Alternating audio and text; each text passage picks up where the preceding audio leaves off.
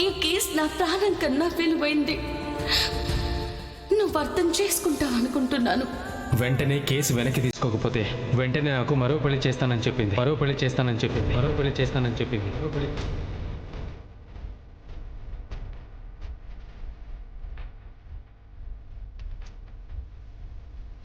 Sorry అక్క, sorry అన్నయ్య.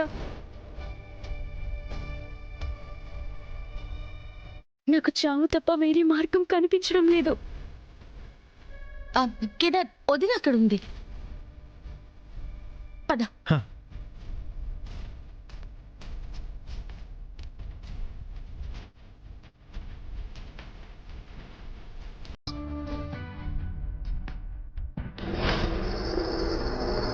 కేదార్, మధు.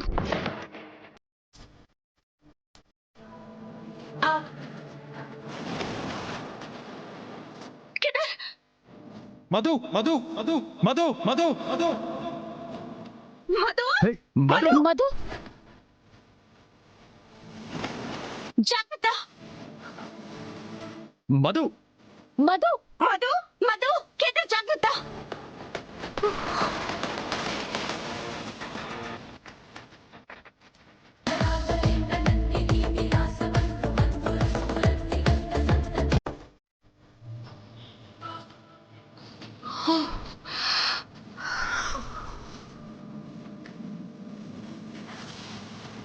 అన్నయ్య,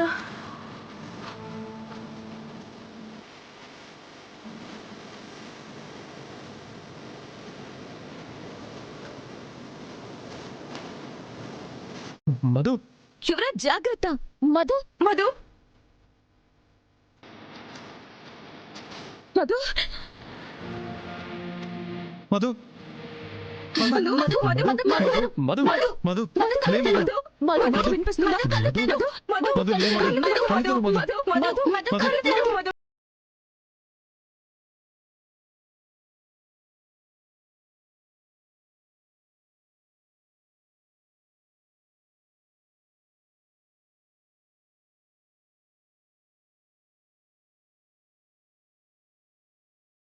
భయపడ్డావో తెలుసా?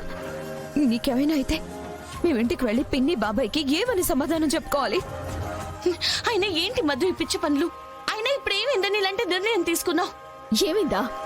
వంశీ విడాకులు ఇస్తారని ఫోన్ చేశాడు.